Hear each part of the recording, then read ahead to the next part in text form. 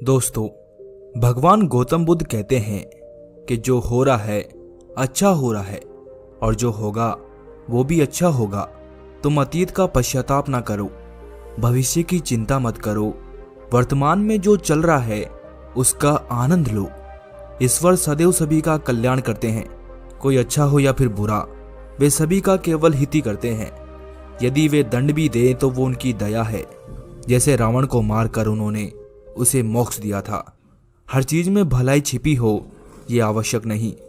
अभी हमें शायद पता ना चले, लेकिन आगे चलकर जब हम पीछे मुड़कर देखेंगे तो हमें सब कुछ अच्छा होते हुए दिखाई देता है। कोई भी घटना अच्छी या बुरी नहीं होती है, बल्कि एक घटना दूसरी घटना से जुड़ी होती है जो हमें सही रास्ते पर लेकर जाती है। हर परिस्थिति एक दूसरे से जुड़ी होती है। इसी तरह एक असफलता नई सफलता की ओर हमें लेकर जाती है। यदि हम अपने जीवन में ही झांकें तो लगेगा कि हमारे जीवन में कुछ भी सही नहीं हो रहा है, लेकिन वो हमें अभी पता नहीं चलेगा। पर जब हम आगे जाकर भविष्य में सोचेंगे तो लगेगा कि यदि वैसा ना हुआ होता तो ऐसा कैसे होता। अर्थात हर चीज जो अस्तित्व में है उसके पीछे कोई ना कोई कारण अवश्य है। इसीलिए हमें परेशान नहीं होना चाहिए। जो भी होता है अच्छे के लिए होता है। ईश्वर कभी भी हमारे साथ गलत नहीं होने देते। आज मैं आपको इस कहानी के माध्यम से यही बताऊंगा कि जो भी हमारे साथ होता है वो अच्छे के लिए होता है। इसीलिए इस कहानी को बड़े ही ध्यानपूर्वक सुनना। अच्छे इंसान के साथ हमेशा अच्छा होता है, ये एक कहावत है। इसका अर्थ ये होता है कि जो दूसरों के साथ अच्छा करता है उसके साथ भी हमेशा अच्छा होता है। किंतु आज के समय में ये कहावत कहीं लुप्त सी हो गई है, क्योंकि आज के समय में लोग एक दूसरे से ईर्ष्या करते हैं। लोग अपने आप को दूसरों से बेहतर साबित करने में लगे रहते हैं। उन्हें दूसरों की कोई परवाह नहीं होती है। वो सिर्फ और सिर्फ अपने बारे में सोचते हैं। इस समय ऐसे बहुत ही कम अच्छे इंसान होंगे जो कि दूसरों के बारे में सोचते होंगे, किंतु उनके साथ हमेशा अच्छा ही होता है। प्राचीन काल की बात है, एक शेर सिंह नाम का राजा हुआ करता था। वो बहुत ही अच्छा इंसान था। वो हमेशा दूसरों की मदद किया करता था। उसे अपनी प्रजा से बहुत प्रेम था। वो सभी की सहायता किया करता था। उसके राज्य में कोई भी व्यक्ति असंतुष्ट नहीं था। किसी भी व्यक्ति को किसी भी चीज की कोई कमी नहीं थी। उसके राज्य में भरपूर पैसा था और साथ ही साथ खेत खलियान भी खूब थे। लोग बहुत ही अच्छे से जीवन यापन कर रहे थे। उस राजा से जो भी व्यक्ति मदद की गुहार लगाता या अपने निजी काम के लिए धन मांगता तो वो उसकी पूर्ति कर दिया करता था। इस बात से उनके दरबार के एक दरबारी जिसका नाम करीम था, उसने सोचा राजा बड़ा ही दयालु है, क्यों ना इसका फायदा उठाया जाए। उसने उस राजा का बहुत ही खास और भरोसेमंद दरबारी बनने का सोचा, जिससे राजा उसे अपने खजाने की रखवाली के लिए तैनात कर दे। इसके लिए उसने एक योजना बनाई। वो राजा के आसपास ही रहा करता था। राजा शेर सिंह जो भी काम करने के लिए बोलते वो झट से कर दिया करता था और राजा के साथ वो हर जगह जाकर उनकी मदद भी किया करता था। राजा ने एक बार उससे किसी व्यापारी के यहाँ से आए धन को तहखाने में रखने के लिए कहा और करीम ने बड़ी ईमानदारी से सारा का सारा धन तहखाने में रख दिया। राजा ने ये सब देखकर सोचा कि करीम मेरी हर जगह मदद करता है और साथ ही जो भी मैं काम इसे करने को देता हूँ ये बड़ी ईमानदारी से करता है। राजा करीम से बहुत ही प्रभावित होने लगे। करीम को भी लगने लगा कि राजा उससे प्रभावित हो चुके हैं। यही उसकी योजना थी कि ऐसा करने से राजा उसे जल्द से जल्द अपने खजाने का रखवाला बना देंगे। राजा ने करीम को बुलाया। करीम मन ही मन बहुत खुश हो रहा था कि अब राजा बस उसे खजाने का रखवाला बनाने के लिए बोलने ही वाले हैं। ये सोचते सोचते वो राजा के पास जा पहुंचा। राजा ने उससे कहा कि करीम, तुम अपने काम में बहुत ही ईमानदार हो। मैं तुमसे प्रभावित हो चुका हूं और मैं तुम्हें अपने खजाने की रखवाली करने के लिए तैनात करता हूं। यह सुनकर करीम खुशी से फूला नहीं समा रहा था। उसने ये स्वीकार कर लिया और वो खजाने का रखवाला बन गया। रखवाला बनने के बाद कुछ समय तक तो उसने अपना काम बड़ी ईमानदारी से किया, जिससे राजा को उस पर और भी ज्यादा भरोसा हो जाए। और फिर उसके बाद उसने खजाने में घोटाला करना शुरू कर दिया। एक के बाद एक घोटाले करता चला गया, जिससे खजाने में बहुत ही ज्यादा नुकसान होने लगा था। किंतु राजा को करीम पर पूरा भरोसा था। उसे लगा कि कोई और है जो खजाने में घोटाला कर रहा है। उसने अपने सैनिकों से इस घोटाले के बारे में पता लगाने को कहा। सभी लोग उस घोटाले करने वाले आदमी की खोज में लगे थे।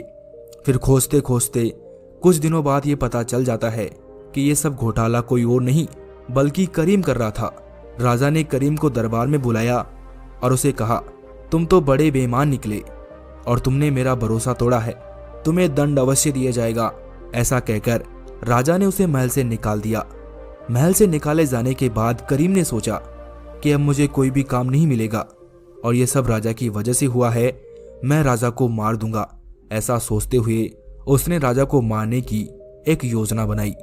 वो छुपके से छिपते हुए महल के अंदर घुस गया और किसी तरह वो महल में रसोई घर में जा पहुंचा।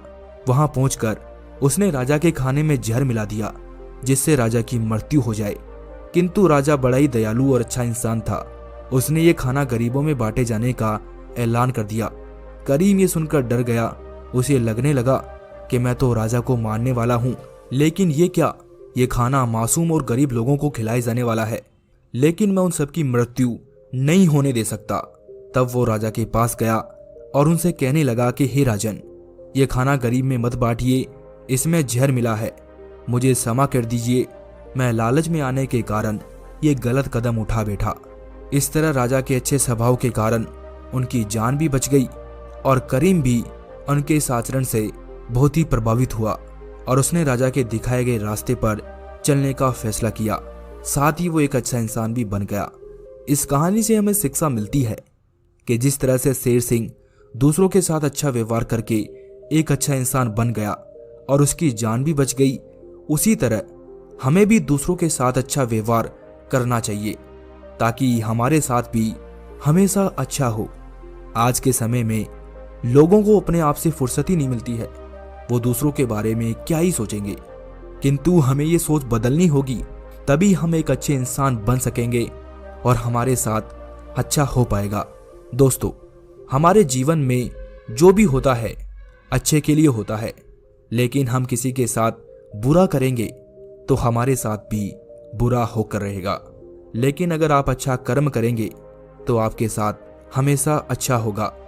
दोस्तों, मेरे कहने का तात्पर्य ये है कि हमेशा सकारात्मक और अच्छा सोचा जाए, क्योंकि प्रकृति से हमें वही वापस मिलता है जो हम प्रकृति को देते हैं।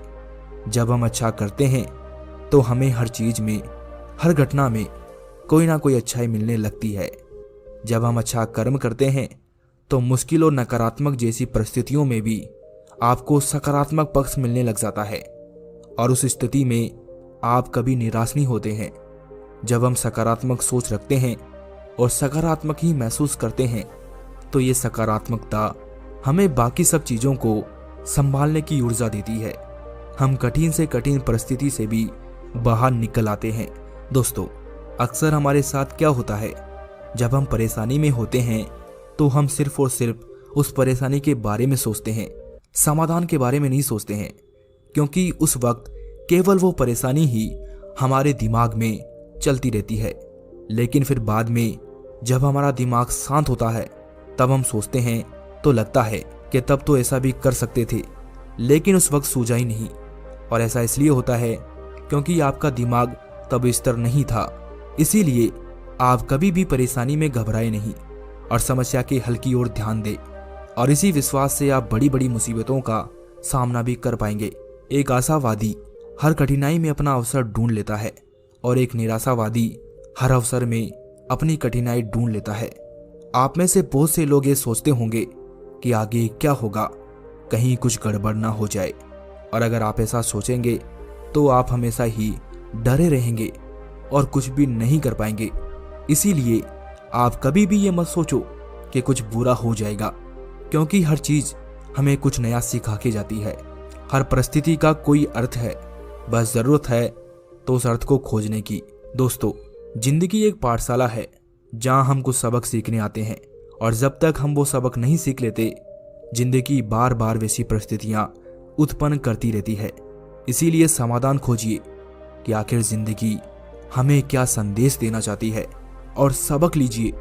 जब हम एक के बाद एक सारे सबक सीखते जाएंगे तो हमारे जीवन का उद्देश्य पूरा हो जाएगा।